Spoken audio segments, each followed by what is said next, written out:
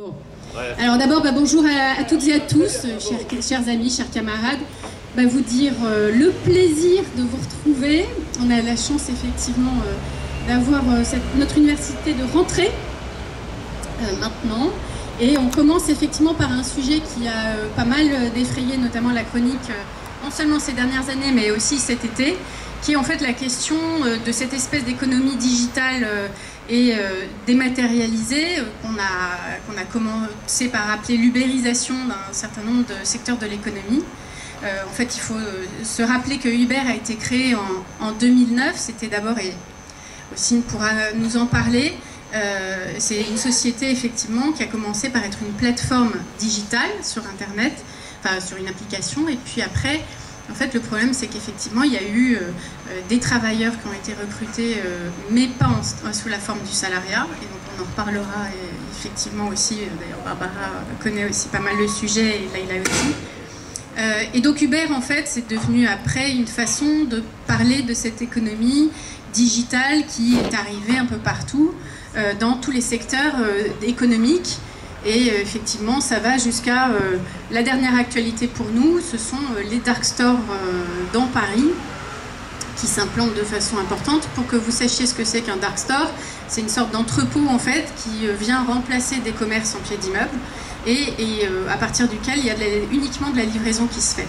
Et donc on voit bien qu'en fait il y a tout un secteur de l'économie, d'une nouvelle économie qui monte, qui y compris arrive et sur les questions de salariat fait fi de toutes les règles existantes et voire même et dans l'illégalité. Il y a une, je ne sais pas si vous avez vu hier, mais Deliveroo qui a été condamné à verser à l'URSSAF des millions d'euros parce qu'en fait ils ont masqué plus de 2000 salariés entre 2015 et 2016.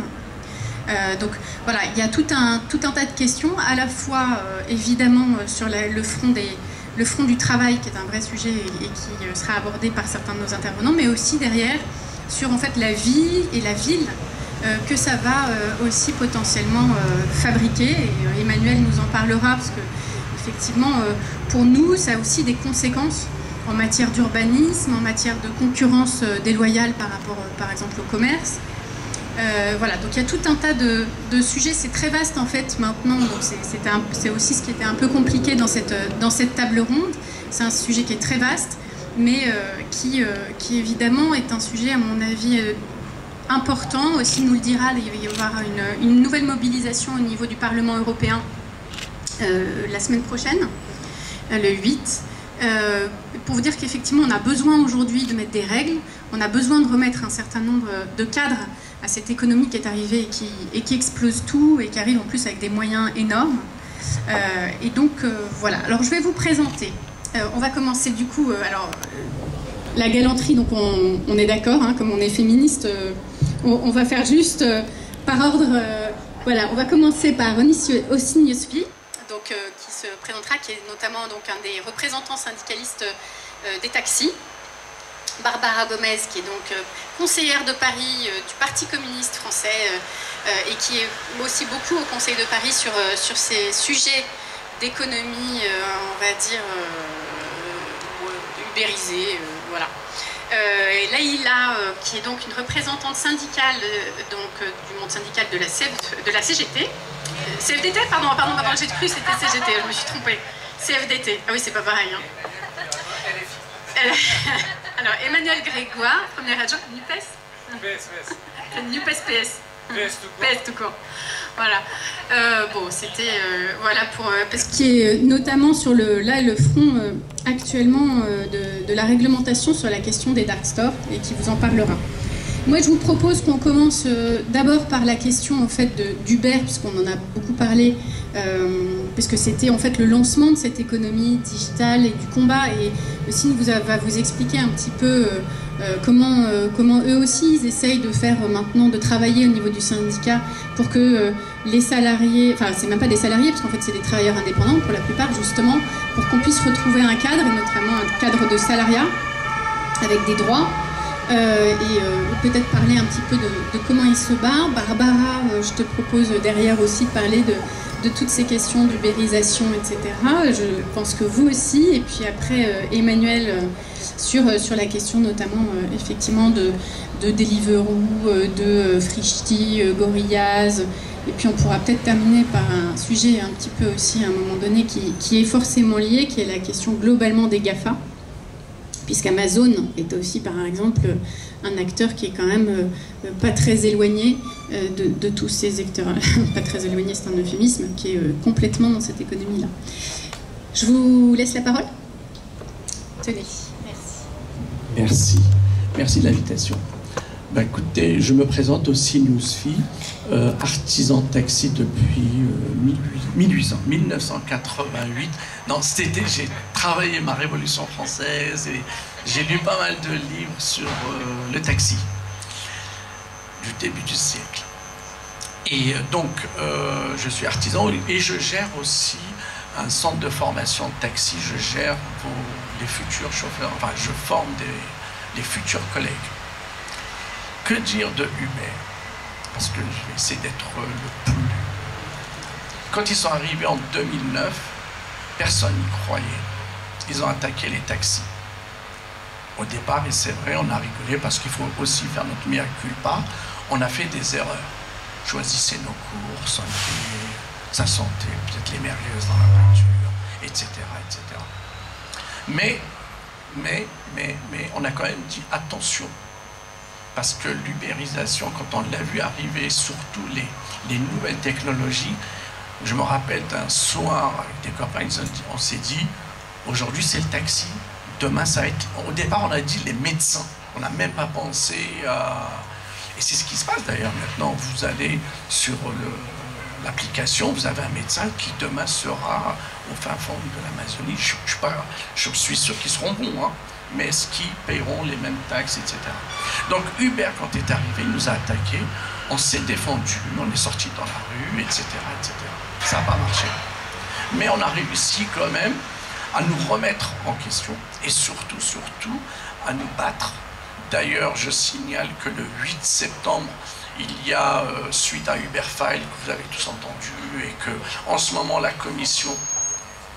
Je parle plus fort. Oui, peut-être au milieu, parce qu'à cause du... D'accord. Là, parce qu'à cause du... C'est vrai que j'aurais aimé être un artiste. Donc... Chante. Et je chante.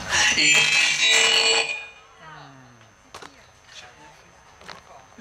J'ai rien fait, donc je vais essayer de parler. Et comment dire, et donc j'ai perdu un peu le fil. Donc on s'est battu, et je me rappelle, avec les combats, un soir aussi, on s'est dit, après les taxis de la Marne, qui ont sauvé quand même Paris et la France, et ben il y aura les taxis qui vont sauver la France de Uber. Et on continue, 10 ans après, 15 ans après, on est encore là, et je vous promets qu'on ne lâchera pas l'affaire. Donc, pour revenir aux plateformes, nous les artisans, il ne faut pas oublier que Uber a créé ce qu'on appelle des artisans pauvres. D'un côté, on leur a promis monts et merveilles, mais de l'autre côté, eh ben, je peux vous dire que la majorité abandonne. Et je peux dire, en tant que président d'une école, d'un centre de formation, je peux vous dire que mon école, en tout cas, elle est pleine que de chauffeurs Uber, qui sont des pères de famille, qui ont des enfants, qui ont des parents à aider, et je peux vous dire, ils aiment Paris, ils veulent réussir, mais Uber les écrase. Et donc, et surtout, s'ils les écrasent, donc ils vont faire moins bien leur travail, ils sont moins bien formés, je parlerai de la formation après, donc c'est qui va payer? C'est vous. Vous ne pourrez pas, comme à un certain moment, je me rappelle il y a eu des parents qui m'ont appelé parce que leurs filles ou leurs garçons se sont fait embêter par des jeunes, et c'est même pas le chauffeur. Je ne sais pas si vous avez déjà pris un Uber, mais on vous donne un nom, un chauffeur, etc., mais vous arrivez dans la voiture, c'est pas le même chauffeur, c'est pas la même personne. Et à un moment donné, je peux même vous dire, on appelait les Uber, des Uber Sheets. tout simplement. Des Uber Drag, c'est-à-dire qu'il y a des gars qui prenaient des abonnements à leur nom. Le soir, quand ils finissaient de travailler, pas parce qu'ils le faisaient de bon cœur, parce qu'ils n'avaient pas assez gagné d'argent, qu'est-ce qu'ils faisaient? Ils sous-louaient leur abonnement à quelqu'un d'autre, qui des fois n'avait même pas de casier judiciaire vierge, etc. Et donc la personne, elle sortait pour quelques heures, pas pour gagner de l'argent, parce que souvent ils avaient de l'argent, mais pour draguer, pour revendre, etc., etc. Donc, pour revenir à Uber, donc ils ont créé des travailleurs pauvres. Est-ce que c'est ce qu'on va laisser à nos enfants? Est-ce que vous êtes d'accord avec ça? Je ne sais pas. Mais en tout cas, je me battrai avec mes collègues et jusqu'au bout. Et je voulais vous dire aussi une chose. En ce moment, à la commission de Bruxelles, ils veulent encore alléger l'examen de taxi, de VTC. Parce qu'ils ont créé une espèce d'examen où bientôt on ne leur demandera plus de savoir écrire. C'est-à-dire, l'examen se fera que en QCM. Les QCM, je peux vous le dire, c'est très facile. On les apprend par cœur. Et on a notre examen de VTC. Donc, on se bat aussi pour essayer qu'il ne passe pas cette réforme, parce que on a besoin, la réussite, excusez-moi, la formation, pour moi, c'est la base de la réussite. Quelqu'un qui est bien formé, eh ben, je peux vous dire qu'il va réussir. Et je crois que je passe la main. Merci beaucoup. Alors juste, j'en profite parce qu'on me demande de signaler que va commencer, si ce n'est pas déjà fait, en parallèle un atelier laïcité avec Anne-Soleil Yavou. Donc ceux qui veulent s'y rendre, évidemment, peuvent y aller. Il est derrière, c'est ça? Exactement. Voilà. Alors, je vais laisser effectivement aussi la parole à Barbara Gomez, juste pour dire effectivement la difficulté d'Uber notamment, c'est qu'effectivement on est sur des travailleurs indépendants, pas des salariés, donc ça fait partie notamment des combats, puis Deliveroo, enfin ça fait partie des... Je sais que tu parleras peut-être du projet de maison des livreurs, etc. que vous aviez, mais l'idée c'est évidemment de trouver des moyens évidemment d'accompagner et de salarier le plus possible, voilà, parce qu'évidemment le salariat ça reste quand même la meilleure protection qu'on puisse avoir en France par rapport aux auto-entrepreneurs, parce que c'est souvent le statut d'auto-entrepreneur en fait qui est mobilisé dans ce cadre-là. Je te laisse donc la parole. Merci. Est-ce que je vais devoir me lever ou pas? Je crois que ça va, non? Si? Ouais, c'est bon. Merci pour cette invitation. Je suis toujours ravie de pouvoir parler de ce sujet-là, d'autant plus avec vous, parce que là, on a quand même une petite équipe qui travaille, je vais y arriver, concrètement à essayer d'améliorer les choses à Paris. Et donc, c'est l'occasion aussi d'en parler. Et donc, je suis absolument ravie de le faire. Je vais rebondir sur ce que tu disais tout à l'heure. Je disais personne n'y croyait au début sur cette bagarre-là. Je me souviens quand j'ai fait ma thèse moi, sur ce sujet-là, c'est une obsession qui commence à avoir quelques années maintenant, qui n'est pas que politique. C'était qui n'est pas que politique, c'était une obsession universitaire aussi, mais qui est éminemment politique, mais on va pas faire un débat là-dessus effectivement. Voilà, je me souviens quand j'ai commencé ma thèse sur ce sujet-là, on me disait qu'il ne s'agissait même pas de travail. Donc on ne comprenait pas pourquoi en droit du travail, parce que je fais une thèse en droit du travail, pourquoi est-ce que je traitais de ce sujet. C'était pas du travail, c'était pas des travailleurs, et le droit du travail n'avait pas vocation à s'y intéresser. Et il a fallu attendre 2017 avec le premier arrêt qui s'appelait Take It Easy, qui est, on va dire la grand-mère de Deliveroo, pour que le monde universitaire commence à se rendre compte qu'effectivement peut-être qu'on avait un problème. Et personne n'y croyait, d'autant plus que effectivement c'était extrêmement nouveau. Mais ce qui est intéressant aussi, c'est quand ces plateformes ont commencé à s'installer sur le territoire, personne ne croyait non plus qu'on réussirait à les battre. Parce que c'est vraiment David contre Goliath. Tu parlais tout à l'heure des fonds, de pension, etc. En fait, ces modèles économiques sont des modèles qui sont alimentés effectivement par des fonds extérieurs, des fonds beaucoup étrangers, américains principalement en tout cas au début, et qui ne font pas de bénéfices. Mais pourtant, ce sont vraiment des millions de dollars comme ça qui circulent en permanence et que sommes-nous pour réussir à, enfin, qui sommes-nous pour réussir à lutter contre ces mastodontes? Et je me souviens bien des premières batailles, notamment du côté des livreurs de plateforme, que à titre personnel j'ai beaucoup côtoyé. Je pense que c'était Arthur Hay, des gens Pimo, des gens Daniel Zamor, Edouard Bernard, qui faisait partie du club, de la CGT aussi. J'ai un peu moins connu effectivement la CFDT, mais dans ces premiers-là, je me souviens qu'on était littéralement une poignée à essayer de lutter contre des lobbyistes, effectivement, qui brassaient des millions d'euros. Et on nous disait que de toute façon, on n'y arriverait pas, que c'était le futur, et que c'était comme ça. Et le futur qu'on nous propose, et en ce sens-là, c'est vrai que c'est important qu'on puisse en parler, c'est un futur dystopique au possible. Les plateformes de travail, comme Deliveroo, comme Uber, sont un cheval de Troie contre notre modèle social. C'est un cheval de Troie, moi j'ai l'habitude de dire, contre l'emploi. Parce que l'emploi, c'est pas juste du travail. L'emploi, c'est le travail qui donne accès à un statut. C'est-à-dire que le statut, c'est avoir accès à l'assurance chômage quand on perd son emploi, c'est avoir le droit au régime du licenciement lorsqu'il y a une rupture du contrat de travail, c'est avoir des congés payés dont ne disposent pas ces travailleurs. C'est ça l'emploi. Et c'est pas autre chose. Et donc on a un modèle économique qui nous promet effectivement de l'activité, beaucoup de travail, mais alors sans statut. Et ça nous permet de venir sur la question justement du travail. Concrètement, dans le 18e arrondissement, il existe aujourd'hui une maison des coursiers. Vraiment, je pense qu'on peut se féliciter à Paris d'avoir mis en place ce dispositif qui a vocation justement à essayer d'aider ces faux auto-entrepreneurs à retrouver effectivement leurs droits, mais aussi retrouver en dignité. On fait des permanences syndicales dans cette maison des coursiers, on travaille avec des permanents syndicaux. Il y a même Médecins du Monde maintenant qui va venir aussi régulièrement à la maison des coursiers.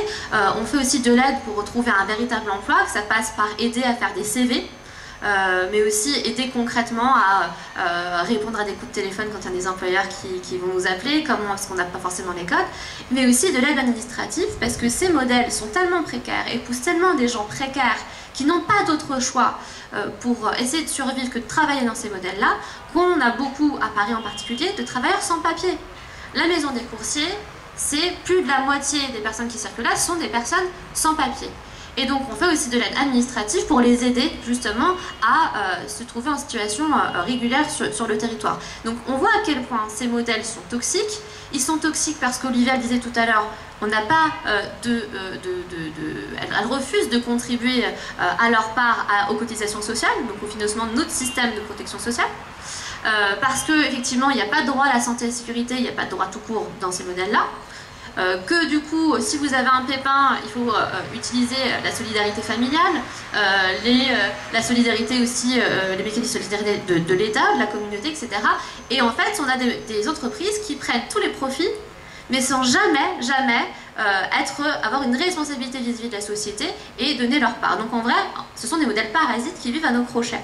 C'est ça qu'il faut qu'on se dise. Et il y a plusieurs solutions, des solutions effectivement très pratiques pour aider les travailleurs comme celles qu'on a mis en place à Paris et qui se trouvent aujourd'hui dans le 18e arrondissement. Mais il y a aussi d'autres types de mesures, des mesures, on espère, législatives, que ce soit les communistes mais aussi les socialistes ont essayé de mettre en place des dispositifs législatifs pour salarier de fait ces livreurs. On a aujourd'hui une vraie résistance du gouvernement, qu'on a bien observé nous quand on travaillait effectivement au Parlement, mais maintenant qui est d'autorité publique grâce au travail formidable des journalistes avec les Uber Fights. Donc là on sait pourquoi ça a été si compliqué. Mais il y a aussi d'autres types de batailles, et c'est notamment le prolongement qu'il y aura avec Emmanuel Grégoire sur les dark stores. Qu'est-ce qu'on peut faire nous aussi au niveau de la ville avec des dispositifs législatifs, réglementaires, pour essayer justement de contrecarrer ces dispositifs. Je terminerai juste sur une seule chose. Il y a peut-être un mois et demi, il y avait à Aveiro les universités d'été de la gauche européenne, du groupe la gauche européenne. Et à cette occasion-là, il y a eu une table ronde sur les plateformes. Et on discutait avec différentes personnes issues de l'Union européenne, notamment je pense au député portugais José Soeiro. Je vais reculer un tout petit peu ma chaise, voilà, et on m'expliquait à quel point finalement c'était exactement les mêmes choses qu'on observait dans tous les pays, mais on me disait mais pourquoi est-ce que par exemple nous au Portugal on a eu la loi Uber qui a légitimé et encadré le fait que cette entreprise n'a pas respecté comme les autres entreprises le droit, que ces travailleurs seront, parce qu'ils sont précaires, des travailleurs légitimement précaires, c'est-à-dire que la loi accepte qu'ils soient précaires et dit voilà, vous serez précaires, vous n'aurez pas le droit au SMIC, au congé payé, à rien du tout. Comment ça se fait qu'au Portugal on a eu ça et qu'en France vous n'avez pas eu ça? Et là-dessus, il faut dire qu'on a eu de l'avance, notamment grâce à cet arrêt Ekitizi dont je vous ai parlé tout à l'heure, parce qu'en fait, on a eu une bataille judiciaire, et pas que législative. Une bataille judiciaire où, justement, et on le voit avec l'URSSAF aujourd'hui, et les 9,7 millions d'euros que, rien que pour la période 2015-2016, hein, c'est tout. Il va y avoir encore un petit peu, il va y avoir plus d'argent là pour le coup. Mais rien que pour cette période-là, on a eu des frais de cotisation plus de 9 millions d'euros. Parce que justement on a eu des batailles judiciaires, notamment de travailleurs, qui se sont pas laissés faire et qui sont allés devant les tribunaux et qui ont dit nous on est des salariés comme les autres. Et c'est pas parce qu'on a une application et que finalement notre employeur il est dématérialisé, finalement le contremaître il est algorithmique maintenant, mais il y a quand même quelqu'un derrière l'algorithme. Ça fait pas de nous moins des salariés, au contraire on est encore plus subordonnés, encore plus précaires. Et parce que les juges sont intervenus et ont dit à chaque fois, que ce soit avec Deliveroo, avec Ekitizi ou avec Uber, ces travailleurs sont des travailleurs salariés, ça a été beaucoup plus difficile après pour le gouvernement et pour le législateur de dire je vais arriver en grand sauveur, ce qui s'est passé dans d'autres pays, et je vais faire une loi spéciale pour ces pauvres travailleurs qui sont indépendants et qui n'ont pas les droits des salariés. Donc je vais vous faire une loi spéciale vraiment dans ma grande générosité, ce qui n'est pas du tout le cas puisque ce sont les salariés. Mais comme nous on avait déjà j'ai presque envie de dire, la vérité judiciaire avec nous, et qu'on disait déjà que ces personnes étaient non pas des auto-entrepreneurs mais des salariés, le législateur s'il venait et qui proposait autre chose, en fait il faisait du moins-disant. Et donc c'est beaucoup plus compliqué à expliquer ça pour le coup politiquement. Et donc c'est pour ça je pense aujourd'hui qu'on a en avance, il faut qu'on réfléchisse à voir comment on peut continuer justement à être en avance là-dessus, comment on peut continuer à lutter contre ces plateformes, d'autant plus qu'elles sont en train de muter, et qu'on passe donc de ces plateformes de première génération avec des livraisons ou du transport de personnes avec des modèles voilà, qui refusent d'appliquer le droit, à des modèles où avec les dark stores, on a des plateformes qui disent cette fois-ci, nous on fait du droit du travail un argument commercial, donc ça c'est absolument incroyable. On salarie nos travailleurs, mais alors il faut voir dans quelles conditions. Quand on discute avec les syndicats des travailleurs, c'est des 50 heures de travail par semaine, etc. Mais ça, pour le coup, Emmanuel Rivard en parlera, il va falloir qu'on réussisse justement à trouver des solutions pour contrer leurs évolutions et faire en sorte que les travailleurs puissent continuer avec dignité, santé et protection. Voilà. Merci beaucoup.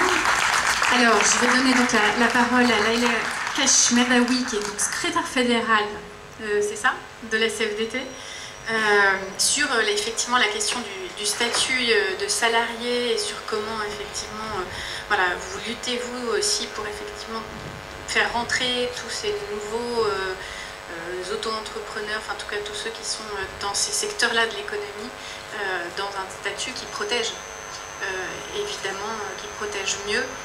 Donc je vais vous laisser en parler. Merci. Bonjour. Alors, je voulais déjà repréciser que j'ai rien contre la CGT. Hein. J'ai beaucoup de respect pour mes amis, mes camarades de la CGT qui défendent à peu près les mêmes choses que nous. Sauf qu'eux, ils s'attachent sur les rails du train pour empêcher le train de passer. Nous, on monte dedans. La différence, elle est plutôt là. Et donc, on monte dedans pour essayer de comprendre ce qui est en train de se passer et puis essayer d'influer, effectivement. Et ce qu'on voit, et on le voit encore plus après l'épisode Covid, c'est que le monde se transforme, qu'on a une partie de la population qui aspire à autre chose que ce qu'on est en capacité de lui offrir, et donc on voit se démultiplier des Uber, des Amazon, des dark stores, qui doivent pourtant bien correspondre à un besoin de la population, parce que sinon il n'ira pas. Ça aussi, c'est un élément que nous, à la CFDT, on veut pouvoir prendre en compte. Que les aspirations des nouvelles générations ne sont peut-être pas celles que nous avions. Hein, et qu'effectivement, c'est quelque chose qui doit pouvoir être entendu. Cependant, nous restons effectivement très attachés à un modèle social qui protège les citoyens.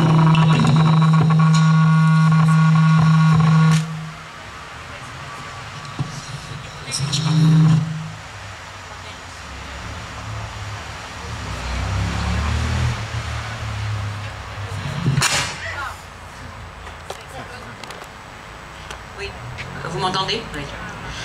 Donc on essaie de défendre un modèle social qui jusqu'à maintenant a fait ses preuves et protège les citoyens, a permis effectivement que dans la société française le niveau de qualité de vie aille en augmentant, que la santé globale de la population soit bien meilleure, enfin voilà, je veux dire que les preuves ne sont plus à apporter.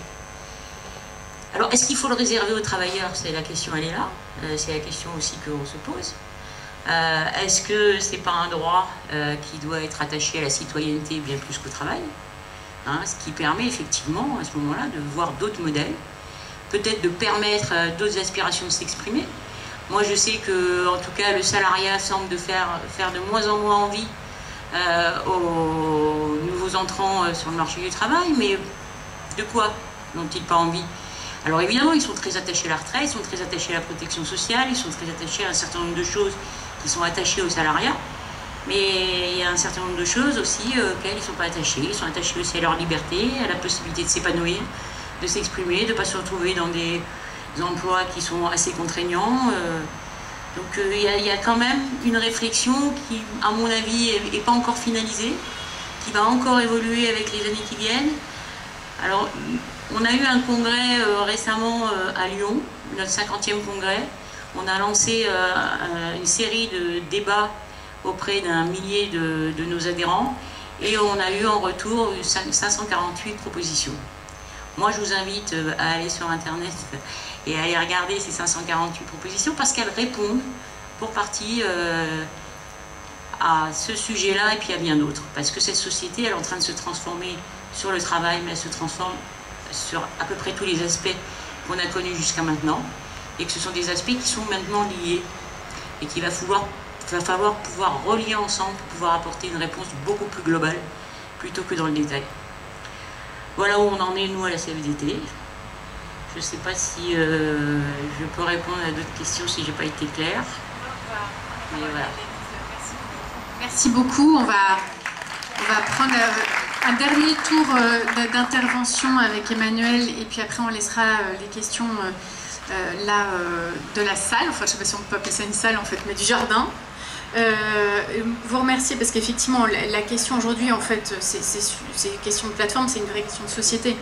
C'est-à-dire que non seulement c'est lié effectivement à des technologies qui ont changé, des moyens de communication qui changent profondément, un temps qui s'accélère beaucoup, parce qu'en fait ce qu'on voit avec notamment Amazon ou tous les dark stores, c'est vraiment aussi la question de comment on est livré et livré de plus en plus vite.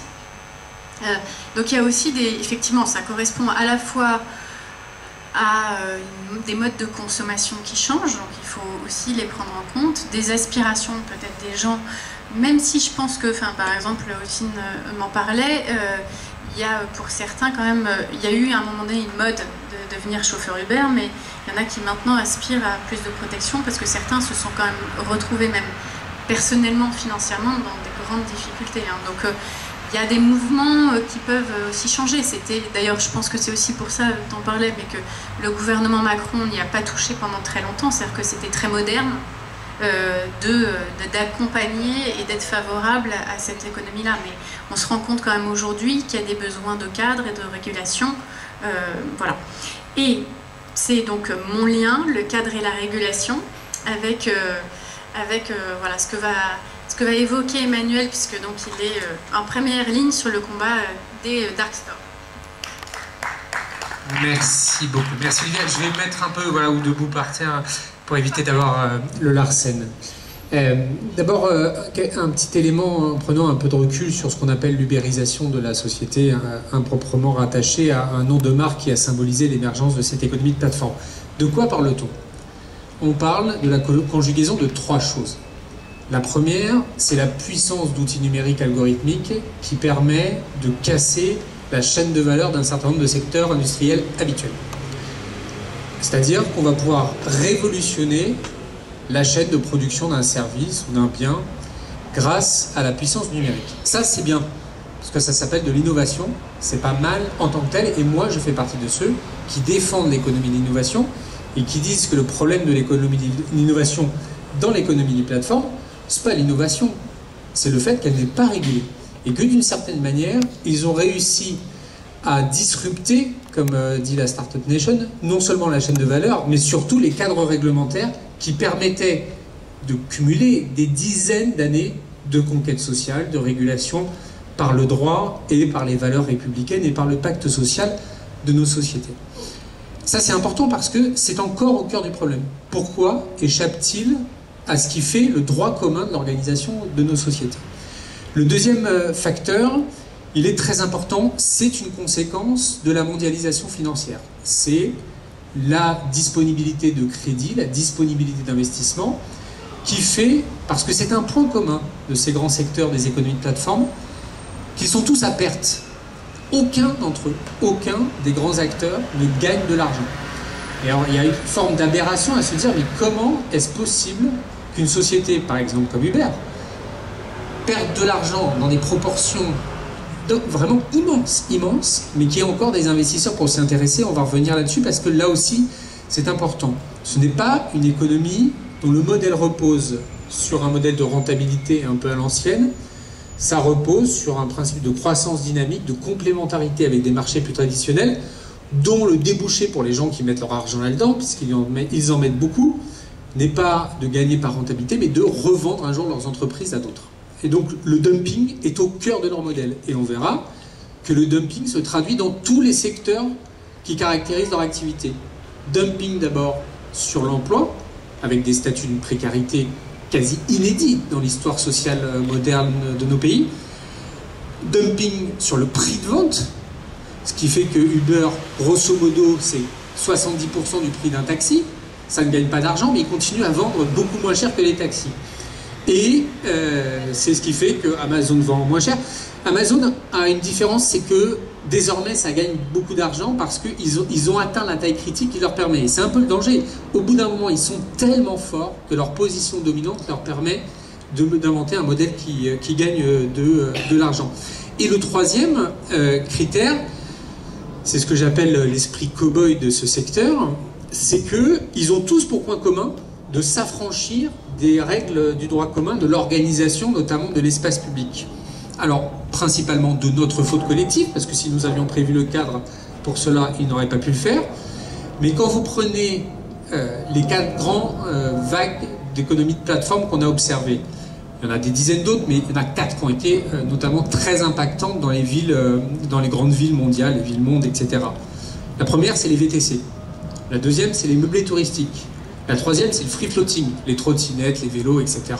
Et la quatrième, on l'observe maintenant, c'est les économies disruptives du commerce, Dark Kitchen et Dark Store, qui à mon sens sont beaucoup moins innovantes que les précédentes en termes de bénéfices d'usage, si ce n'est la promesse de vous faire livrer votre canette de coca au pied du canapé, plutôt que de devoir aller la chercher en bas dans la rue.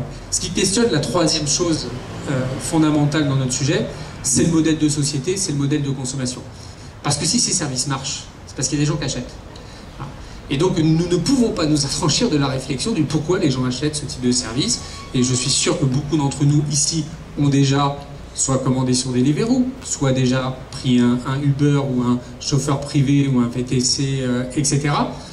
C'est quoi les points communs? Une facilité d'usage, une réponse quand même assez rapide à la demande, et donc il y a une demande. Et le problème, c'est que l'argument de la réponse à la demande est celui qui a affranchi, à mon avis, le législateur, le régulateur, de son rôle en la matière. Deuxième élément que je veux livrer au débat, c'est la faiblesse du système à la française. Beaucoup de pays sont mieux armés que nous pour affronter ces phénomènes. Pourquoi? Parce qu'en France, dès qu'il y a un plou qui est planté dans le trottoir et qu'on observe que c'est un problème, il faut faire une loi. Voilà. Et donc entre le moment où un phénomène émerge parce que des gens entendent se glisser dans une zone grise juridique, le moment où on prend conscience du problème, le moment où on se dit tiens ce serait bien de le régler, le moment où la loi est votée, le moment où la loi est plus promulguée, en moyenne il faut 4 ans à 5 ans, c'est plus généralement que le cycle de maturité de consolidation du marché. Bref, dans par exemple les trottinettes, on a plus été aidé par les phénomènes de faillite et de recomposition du marché que par le pouvoir du régulateur. Je vous assure que c'est extrêmement frustrant. Il y a des pays qui vont beaucoup plus vite. Pourquoi? Parce qu'il ne faut pas modifier la loi. La plupart de ces prérogatives relèvent des collectivités territoriales.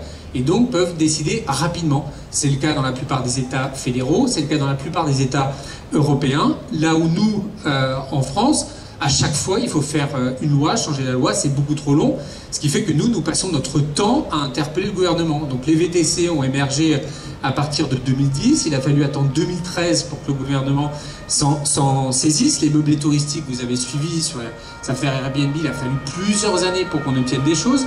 Sur l'exemple des trottinettes, c'est pareil, il a fallu attendre, alors que le phénomène est apparu en 2014, il a fallu attendre la fin de décembre 2019 pour la loi d'orientation des mobilités, et on assiste au même problème sur les dark stores et sur les dark kitchens, même si, pour une fois, on a de la chance, c'est que, d'une certaine manière, c'est que, comme ils sont dans des bâtiments, on n'est pas sur du domaine de régulation de l'espace public uniquement, mais aussi sur des sujets de code de l'urbanisme, et qu'on a réussi à les coincer par là. Et les sanctions vont être très lourdes pour eux. Alors, nous avons fait des procès-verbaux sur les dark stores, ça prend du temps, les procédures en contentieux d'urbanisme, mais ça va aboutir. Et donc, ils essayent, vous l'avez observé cet été, les lobbies de ces acteurs, d'obtenir une régularisation a posteriori en faisant croire qu'un entrepôt qui aurait vaguement un guichet de distribution pourrait s'appeler un commerce, parce qu'on est au cœur de la distinction en droit d'urbanisme entre ce qu'est un commerce de proximité et ce qu'est un entrepôt de la logistique. C'est pas mal, la logistique, il en faut partout, et simplement il faut que ce soit dans des endroits qui soient adaptés à cela. Quelques idées pour corriger ça.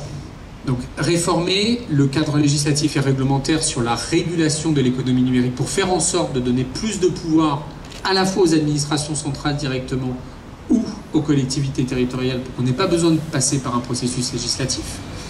Deuxième chose, dans l'inspiration de la jurisprudence de droit social, Barbara a été modeste, c'est une spécialiste de droit social des sujets d'économie de plateforme, et on travaille beaucoup ensemble avec Olivia sur la partie commerce, avec Barbara sur la partie droit social. Il faut transposer en droit les acquis du salariat conquis pendant des dizaines d'années, il n'y aura pas de problème. Ça ne veut pas dire qu'on règle tous les problèmes en réglant le statut d'emploi des économies de plateforme, mais enfin c'est déjà beaucoup plus protecteur pour les salariés, puisque nous l'avons dit, vous l'avez dit, la précarité des travailleurs est une honte absolue. C'est le nouveau prolétariat dans son modèle le plus crasse-pouille qui existe, mal payé, pas déclaré souvent parce qu'il y a des systèmes ils se repassent les licences en cascade, ce qui fait qu'il y en a un qui a la licence pour exploiter, mais en fait il n'exploite pas lui-même, il la redonne à des jeunes sans papier, etc. Tout ça est vraiment horrible. Et donc il faut le transposer en droit en disant ce n'est pas possible, c'est interdit. Et là aussi on peut s'inquiéter, alors à la fois se réjouir de la décision jurisprudentielle sur l'exemple de Deliveroo. Enfin, il est dommage que ce soit au contentieux de le régler, ce qui devrait être réglé par la loi, très clairement, comme c'est le cas dans n'importe quelle entreprise, et ce que permet le statut du salarié. Troisièmement, je pense que nous devons porter un débat de société sur les modèles de consommation. Jusqu'à quel point nos sociétés vont se laisser embarquer dans un modèle où le confort personnel se paye au prix d'un désordre social majeur. Moi, je le dis, peut-être pas partout dans le monde, mais pas partout dans toutes les villes. Mais à Paris, il n'y a pas beaucoup d'endroits où vous êtes à moins de 200 ou 300 mètres d'un point de distribution qui sont ouverts jusqu'à 23h. Si on n'est pas foutu de descendre dans la rue pour aller acheter sa boîte de coca, son dentifrice ou n'importe quel produit dont on a besoin, mais qu'on considère que c'est un modèle de société, l'impact environnemental immense par ailleurs de ces économies de livraison, certains font des efforts, etc. Mais enfin, quand vous venez, on vient vous amener un produit en engin, ça a forcément une empreinte carbone plus importante que si vous allez le chercher en marchand. Ce débat de société, il est important, et je trouve qu'il est particulièrement révélateur du climat dans lequel on vit, sur le plan politique, et peut-être aussi un des sujets qui se pose à notre famille politique, à la gauche en général, mais aussi à notre famille politique. C'est quoi l'articulation entre l'intérêt individuel, le confort individuel et l'intérêt général? Voilà. Et quelles sont les questions dont doit se saisir le régulateur, justement, en l'occurrence souvent le législateur, pour le mettre en œuvre. Dernier point, pour revenir plus spécifiquement à Paris et à ce qui fait un peu l'actualité, ces économies de plateforme sont aussi génératrices d'externalités négatives immenses. On a parlé, je laisse de côté l'emploi, on l'a évoqué, mais la question des nuisances de proximité, la question de l'embolisation de l'espace public, la question des incivilités de l'espace public, la question aussi du commerce déloyal vis-à-vis des commerces de proximité traditionnels, nous invite à Paris à nous battre avec une immense fermeté. Et donc il faut qu'on arrive à tenir une ligne d'équilibre. On n'est pas contre l'innovation, on n'est pas contre le progrès, on n'est pas contre la technologie. Nous, on est contre les mésusages qui en sont faits. Comment on travestit une bonne idée en faisant une trappe à précarité, en faisant un système un peu prédateur et totalement irrespectueux de l'écosystème dans lequel il s'installe. Donc on va porter ce combat. Ce qui est assez amusant dans la séquence de l'été, c'est qu'on a été vraiment victime, ou on a failli être victime d'un lobbying très terre-à-terre et très rouge qui tâche de la part des dark stores. Le gouvernement s'est évidemment pris les pieds dans le tapis, parce qu'après avoir dit qu'il était d'accord avec nous, finalement, il ne l'était plus. Finalement, les députés ont écrit pour dire qu'ils étaient d'accord avec nous. Moi, je m'en fous de savoir qui a raison à la fin, si on peut obtenir ce qu'on veut. Et je suis très confiant sur le fait que nous allons obtenir la modification de l'arrêté qui avait été proposé. En tout cas, comptez sur nous pour nous battre localement des conséquences de ces économies de plateforme. On prend tout ce qui est positif et on essaiera de réguler, voire d'empêcher tout ce qui est négatif.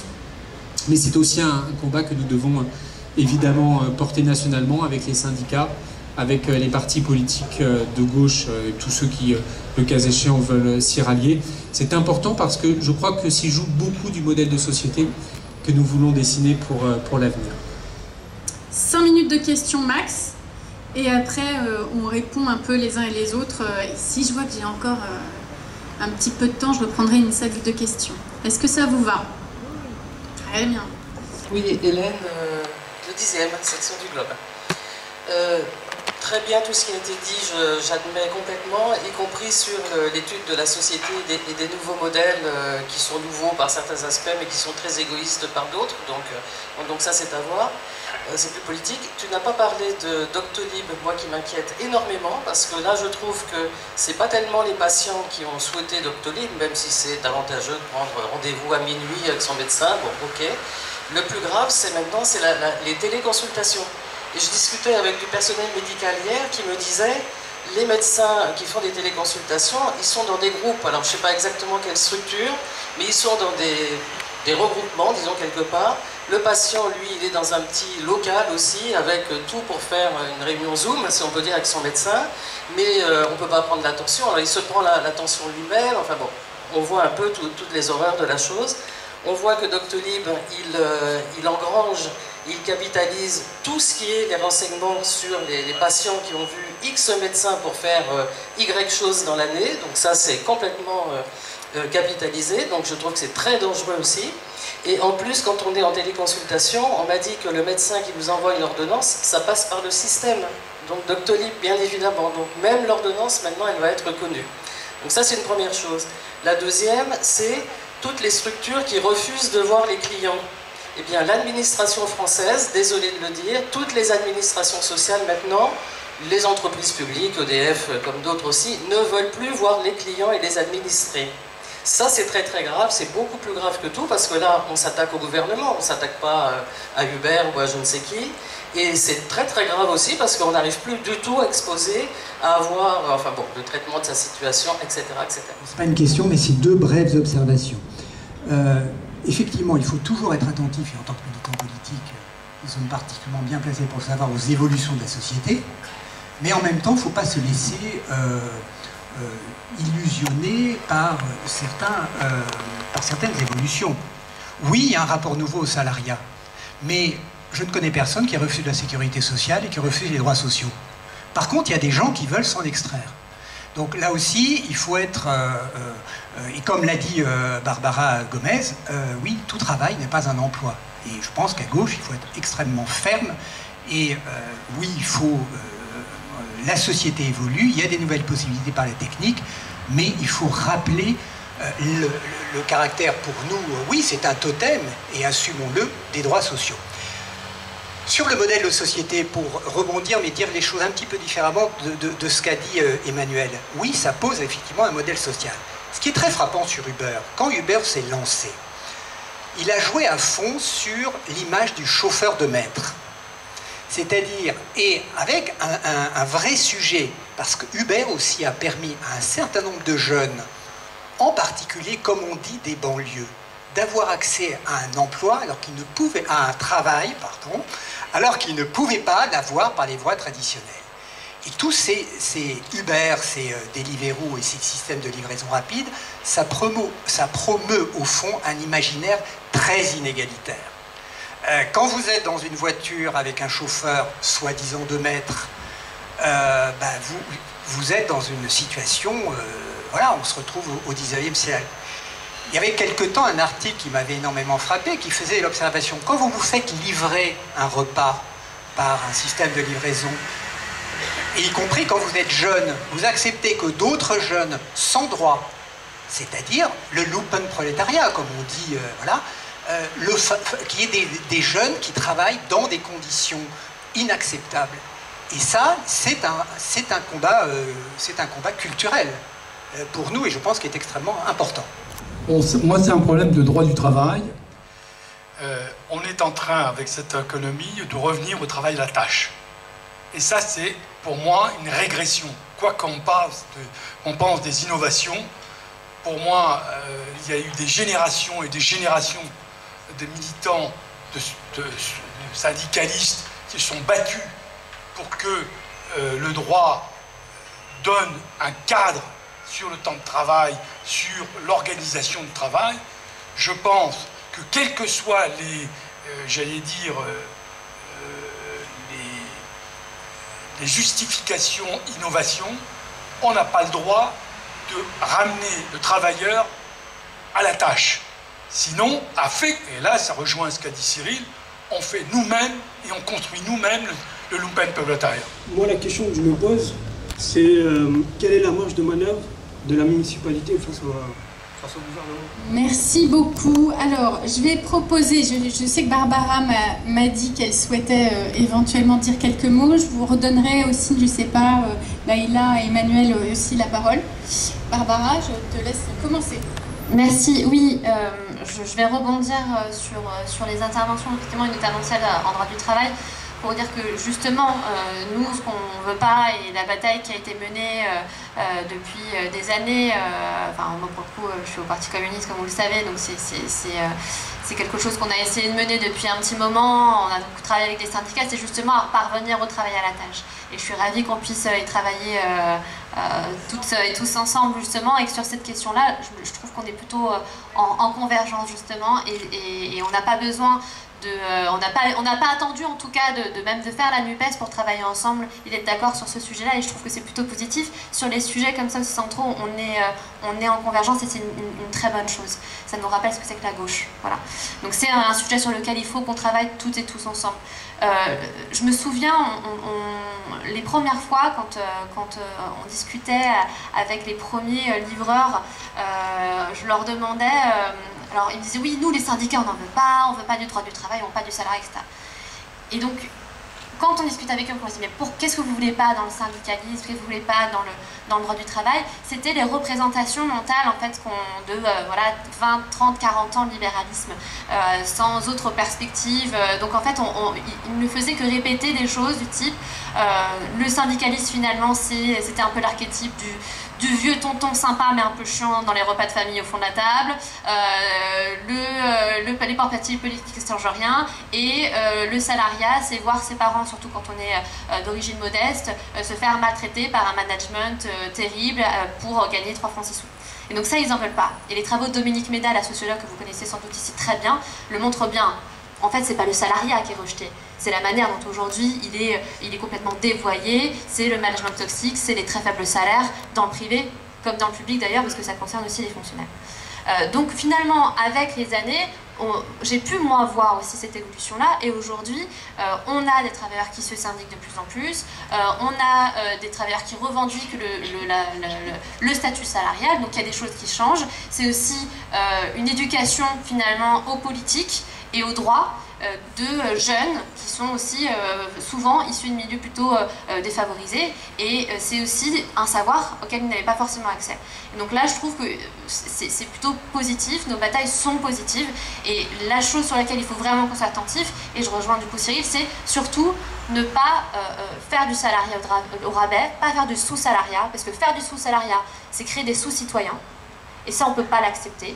Et le travail doit toujours donner accès à un statut et dire ceux-là, là, ils sont pauvres, ils sont précaires. C'était soit on leur donnait l'aumône, voilà maintenant quelques pièces pour toi et sois gentil, sois content, soit on crée des structures, des dispositifs pour que les jeunes, notamment qui sont extrêmement précaires, puissent accéder au véritable emploi. C'est plus long, c'est plus contraignant, c'est plus frustrant aussi, mais je pense que c'est cet objectif-là qu'on doit avoir, cette ambition-là qu'on doit avoir aujourd'hui.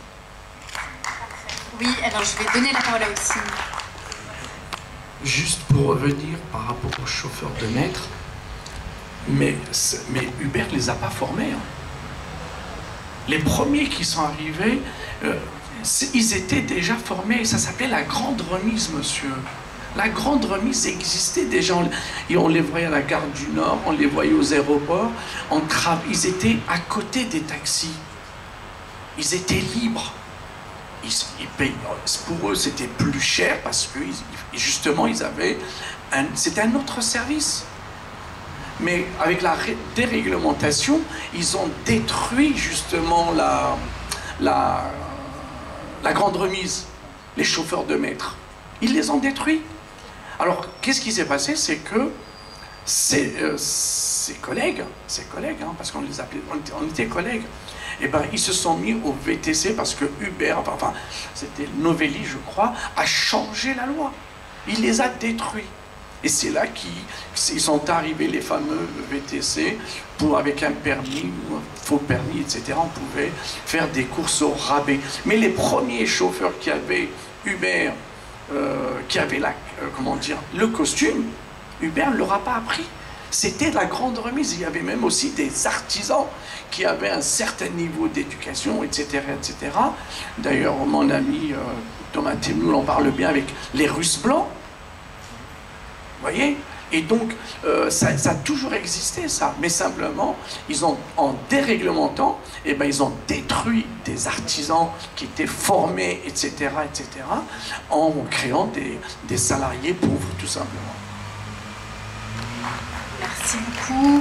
Ouais, effectivement, le paradoxe, c'est que cette espèce de très grande liberté, en fait, qui est incarnée par ces possibilités données par les plateformes, elle se traduit en fait concrètement derrière par une aliénation, une précarisation, et donc et c'est ce qu'on se disait en parallèle, c'est-à-dire que des fois, y compris même, ce sont les chauffeurs Uber qui sont exploités, qui eux-mêmes utilisent Deliveroo par exemple comme service, et il y a quelque chose aussi à mon avis à déconstruire, parce qu'ils sont arrivés aussi quand même sur cet imaginaire de liberté, de souplesse, voilà, bon, mais ça se fait, chacun, je pense qu'il y a des gens qui déchantent de plus en plus, donc voilà, ils en reviennent aussi, effectivement. Je vous laisse la parole, Leïla. Oui, moi je ne voudrais pas qu'on oppose deux systèmes. L'ancien monde, c'était bien, et puis demain, c'est pas bien. Quand le monde change, c'est parce que ça correspond aussi à des besoins qui ne sont plus là. Ou à des aspirations auxquelles on ne répond pas. Donc, pour partie, Uber répond à ça. Pour partie, les dark stores certainement répondent à quelque chose. Notre rôle à nous, c'est de pouvoir justement préserver nos modèles sociaux en permettant justement que l'innovation puisse se faire. Voilà. Je crois que c'est extrêmement important d'organiser la cohabitation entre des... Alors, ce qui est difficile, c'est d'être dans des périodes de transition, en fait. Hein, quand les modèles, en fait, seront finalisés, moi, je ne crois pas qu'Uber ait fini sa réflexion et ait vraiment trouvé son modèle. Je ne crois pas que la grande distribution aussi ait trouvé finalement son modèle encore. Et qu'on va continuer à avoir des évolutions sur lesquelles il faudra qu'on puisse aussi avoir un recul suffisant pour pouvoir se demander si ça correspond effectivement à ce qu'on peut attendre de la vie avec laquelle on a envie de vivre. Maintenant, il y a quand même un sujet qui couvre tous ces sujets-là et qui va nous contraindre et qui va fixer le cadre, c'est le changement climatique. Hein, et je crois que s'il y en a un qui passe avant tous les autres, bah, c'est celui-là. Alors, est-ce qu'effectivement, ces modèles-là permettent justement de se libérer des contraintes climatiques ou pas, ou est-ce que ça les accentue? La vraie question, elle va être là. Hein. Et porter la réflexion sur une ville comme Paris, moi, ça me paraît un petit peu hors sol, parce que Paris, c'est une ville particulière. Hein, c'est notre Marianne. C'est la ville où, effectivement, on ne va pas retrouver les mêmes attentes, les mêmes besoins, les mêmes moyens qu'on va retrouver à Bordeaux, à Marseille ou à Lille. Hein, donc c'est quand même une ville assez particulière qui doit pouvoir aussi permettre d'être une ouverture sur justement ce qui va se passer demain, sur ce que le monde tel qu'il va apparaître demain. C'est ici qu'il va naître. Voilà. Et je crois que c'est important. Oui, enfin, je conclue. Quelques réflexions. D'abord, on va dire que je suis totalement d'accord avec ce qui vient d'être dit sur le fait que il ne faut pas que nous tombions dans le piège qui est celui du conservatisme, d'une certaine manière. Le conservatisme, c'est refuser le changement, c'est refuser la transformation. Ce qu'il faut, nous, c'est être porteurs d'un mouvement d'émancipation ou d'innovation qui soit protecteur des droits sociaux, qui soit protecteur de l'environnement, de la planète. Et je suis convaincu, et pour le dire avec un exemple concret, tant qu'on paiera la canette de coca livrée au pied du canapé moins cher que la canette qui est en bas, il y a quelqu'un qui se fait avoir. C'est le livreur, c'est l'impact sur l'environnement, c'est la question du dumping, de la concurrence des commerces de proximité.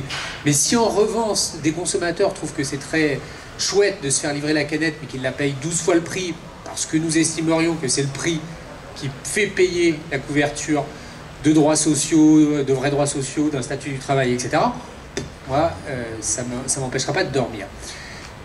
Sur Doctolib, c'est un exemple très intéressant, Doctolib. Doctolib, d'abord, c'est incontestablement une plateforme parmi d'autres qui vient réinventer la relation du patient au médecin, mais la révolution est à venir en réalité. Aujourd'hui, c'est de l'optimisation d'agenda.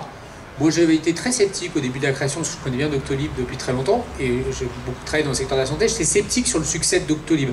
Et en fait, pardon de le simplifier ainsi, il y a peut-être quelques médecins dans l'Assemblée, mais enfin, les médecins se sont dit, c'est super pratique, il y a quelqu'un d'autre qui gère mon agenda, j'ai plus besoin de secrétaire médical, parce que c'est ça qui se passe en pratique. Hein.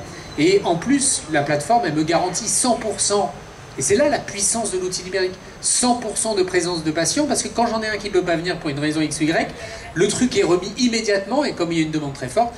Et pourquoi la révolution est à venir, et ça viendra en lien avec la question des délégations de tâches entre médecins, infirmiers, etc., c'est que la démographie médicale va s'effondrer. La moitié des médecins généralistes de Paris vont fermer, vont disparaître dans les 10 ans qui viennent. Et le numerus clausus fait qu'il nous faudra au moins 10 ans pour corriger significativement la trajectoire de démographie médicale.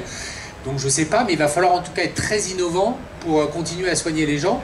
Et il va falloir donc le surveiller de très près pour éviter les écueils que tu dénonçais. Autre sujet, on n'a pas le temps de le traiter, mais il est fondamental, c'est celui de la sphère des GovTech, la sphère des CivicTech, c'est comment la puissance numérique facilite l'accès aux services publics et la modernisation des services publics, mais comment l'État en particulier en profite pour fermer toutes ses activités de guichet, assurance retraite, assurance maladie, tous, ils ferment tous partout, en plus avec une forme de malignité qui est de dire bon, ils se démerderont, les collectivités territoriales feront le job.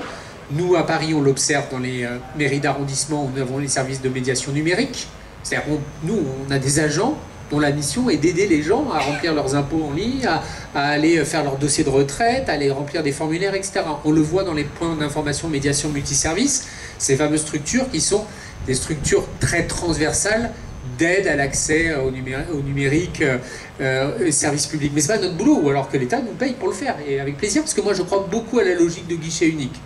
Je préfère, en particulier pour les citoyens très désinsérés qui ont besoin de notre aide, plutôt qu'on leur dise allez au guichet des impôts, allez au guichet retraite, allez au guichet assurance maladie, allez au guichet CASVP, allez à la mairie d'arrondissement, qu'on mette en place ce que j'appelle le guichet administratif universel, et peut-être aurons-nous l'occasion d'emporter l'ambition dans les mois et années qui viennent, en particulier à Paris, parce que je pense que nous sommes assez armés pour cela. Moi, je propose, c'est que dans le cadre des travaux de la Fédération de Paris, évidemment en lien avec l'équipe municipale, l'actualité va être un peu chaude dans les jours à venir. Avec Olivia, le 6 septembre, nous allons battre le fer avec le gouvernement lors d'une réunion qui s'annonce un peu tendue sur le décret arrêté Dark Store, mais je vais rarement faire un match avec autant d'assurance de le gagner. Voilà, donc je suis plutôt pour une fois, parce que ça rejoint la question que tu posais, que peuvent faire les villes. On a plein de choses à faire en réalité, et notamment parce que nous ne nous cachons jamais derrière notre petit doigt, même si juridiquement on est parfois désarmé, politiquement on est fort. On est fort de ce que nous représentons, on est fort de ce que vous représentez, et donc il faut se battre. Tout ça, à la fin des fins, c'est une bataille politique. Quand on veut la régler, on la règle, et on trouve les moyens de le faire. Et donc voilà, tout ce qui concourt à le mettre en débat, à le mettre en lumière, et je crois utile pour nous tous. Merci beaucoup. Juste un petit mot de fin pour dire qu'effectivement, en fait, sur tous ces sujets, Emmanuel et Anne Hidalgo, pour répondre à la question, ont aussi beaucoup œuvré dès le début. C'est-à-dire que sur la question d'Uber et des VTC, la maire a été tout de suite sur le sujet et effectivement elle a souhaité qu'on puisse aider notamment les taxis dans les aménagements, leur donner une priorité puisqu'elle considérait qu'effectivement ils étaient dans un cadre qui était un cadre légal, etc. Sur la question d'Airbnb, on sait le combat qui a été mené par Anne et par Yann Brossat, sur lequel on a aussi remporté un certain nombre de batailles. Là, on est sur les trottinettes. Effectivement, on a réussi, parce que rappelez-vous, il y a quelques temps, parce que tout ça arrive très vite, en fait. La rapidité de ces phénomènes est incroyable. Les trottinettes, les vélos électriques aussi en free-floating, tout ça, on arrive progressivement à les mettre dans un cadre. Avant, ils étaient partout, n'importe comment. On va leur donner un cadre. Et puis maintenant, effectivement... Notre combat pour un cadre, c'est celui de ce qu'on a appelé les dark stores et les dark kitchens. Et donc, voilà, la mairie de Paris aussi, effectivement, est sur ces fronts-là. C'est l'heure de conclure. Je voulais toutes et tous vous remercier. Merci beaucoup, Leïla. Merci beaucoup, Essine. Merci beaucoup, Barbara. Merci beaucoup, Emmanuel. Merci à toutes et à tous. On a maintenant 2 débats. Un ici, je vais laisser la parole à David, et un autre à côté. Merci encore et à bientôt.